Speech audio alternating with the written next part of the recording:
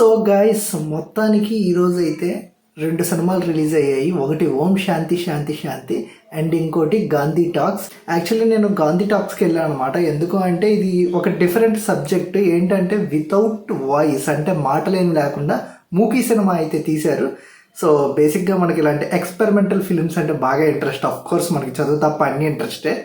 So ఇంకా movie ఎలా ఉంది అనుకుంటే ఫస్ట్ మూవీ స్టోరీ కాన్సెప్ట్ అయితే చూసుకుందాం. సో మూవీ స్టోరీ కాన్సెప్ట్ వచ్చేసరికి విజయ్ సేతుపతి ముంబైలోని ఒక స్లమ్లో వాళ్ళ అమ్మతో పాటు జీవిస్తూ ఉంటాడు. అండ్ తను జాబ్ కోసం అయితే ట్రయల్స్ చేస్తూ ఉంటాడు. జాబ్స్ అయితే రావు, స్ట్రగుల్స్ అయితే ఫేస్ చేస్తూ ఉంటాడు. అతని ఎదురింట్లో ఉండే అమ్మాయి అతిథిరావు హైదరి. సో తనైతే లవ్ ఇంట్రెస్టెడ్గా ఉంటాడు. అండ్ అలాగే అరవింద స్వామి ఒక బిజినెస్ మ్యాన్. సో తన బిజినెస్లో ఇష్యూస్ అయితే వస్తుంటాయి. అండ్ అలాగే ఒక పిక్ పాకెటర్ అయితే ఉంటాడనమాట. సో మొత్తం వీళ్ళ నలుగురి స్టోరీనే ఈ మూవీ.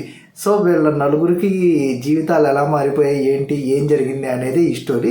సో ఇంకా మూవీలో ప్లస్ పాయింట్స్ మాట్లాడుకుంటే, సో విజయ్ సేతుపతి అరవింద స్వామి పెర్ఫార్మెన్స్. ఎందుకంటే ఈ మూవీలో వాళ్ళ ఇద్దరి అని కాదులేండి, ఇంచుమించి ఈ నలుగురి పెర్ఫార్మెన్స్లు బాగున్నాయనే చెప్పుకోవాలి. But mainly వీళ్ళిద్దరిది. సో ఏంటి అంటే మాటలు లేకుండా ఎక్స్ప్రెషన్స్లోనే భావన చూపించాలి. సో అదైతే బాగా చేశారనిపించింది. అండ్ స్టోరీ కాన్సెప్ట్ కూడా మనం రెగ్యులర్గా చూసేదే, దాన్ని కాకపోతే మూకీ వేలో అయితే తీశారు. సో ఇంకా ఈ మూవీకి మ్యూజిక్ ఏఆర్ రెహమాన్ మ్యూజిక్ కూడా ప్లస్ అయింది.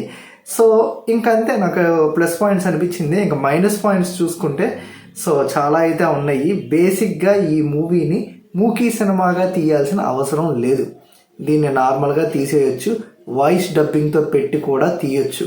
సో దీన్ని ఎందుకు మూకీ సినిమాలాగా ఎక్స్పెరిమెంటల్ ఫిల్మ్ అని చెప్పి ఏమన్నా ఒక కొత్త అవార్డు కోసం ట్రై చేస్తున్నారా ఏంటి అనేది నాకైతే అర్థం కాలేదు. సో ఇంకా చెప్పాలంటే కొన్ని థింగ్స్ మనకు అర్థం కాదు. ఏందిరా బాబు, ఏం జరుగుతుందిరా, తలనొప్పి వస్తుందిరా బాబు అన్నట్టు ఉంటుంది.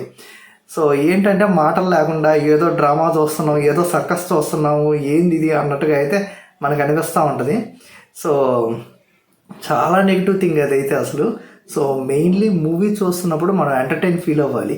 అండ్ మూవీలో నెక్స్ట్ ఏం జరిగిద్ది అని మనకు అనిపించాలి. బట్ మనకి చెప్తున్నాను కదా, ఎక్స్పెరిమెంటల్ మూవీస్ చాలా ఇష్టం. సో ఈ కేటగిరీలోనే కమల్ హాసన్ గారిది పుష్పక విమానం ఒకటి అండ్ ప్రభుదేవా గారిది మెర్క్యూరీ ఒకటి. ఈ రెండు కూడా మూకీ సినిమాలే. పుష్పక విమానం చాలా బాగుంటుంది, ఈటీవీలో చాలాసార్లు వేశారు, నేను చూశాను. అండ్ మెర్క్యూరీ నేను థియేటర్లో చూశాను. అండ్ ఈ మెర్క్యూరీ మూవీకి ఒక పర్పస్ అయితే ఉంటుంది. ఏంటి అంటే జస్ట్ ఒక 5-6 మధ్య జరిగిద్ది ఈ స్టోరీ. అండ్ వాళ్ళు చెవుడు అండ్ మూగ. సో అందుకని దాన్ని మూకీ సినిమాగా తీయడంలో పెద్ద ప్రాబ్లం లేదు. ఆడ కాన్సెప్ట్ డిమాండ్ చేసింది. సో దాన్ని మూకీ సినిమా అనడంలో ప్రాబ్లం లేదు. అండ్ అదొక హర్రర్ కాన్సెప్ట్ మీద తీసిన మూకీ సినిమా చాలా బాగుంటుంది. మీరు కనుక చూడకపోతే మెర్క్యూరీ మూవీ అయితే చూడండి. సో దీంతో పోల్చుకుంటే నాకు ఆ మూవీ అయితే చాలా బాగా అనిపించింది. సో ఇది గైస్, నన్ను అడిగితే ఈ మూవీని చూడాలా లేదా అంటే వద్దనే చెప్తా. ఓటీటీకి వచ్చినప్పుడు ఒకసారి మీరు చూడాలనుకుంటే అయితే చూడండి.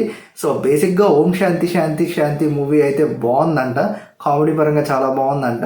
సో అదైతే నేను రేపు కానీ లేదంటే సండే కానీ చూస్తాను. సో ఇది విషయం. ఒకవేళ మీరు కనుక ఈ మూవీ చూసుంటే మీకు ఎలా అనిపించింది అనేది కింద కామెంట్ చేయండి. వీడియో నచ్చితే లైక్ చేయండి. ఇలాంటి మరిన్ని అప్డేట్స్ కోసం స్టే ట్యూన్ టు సిటీ మర్సివా.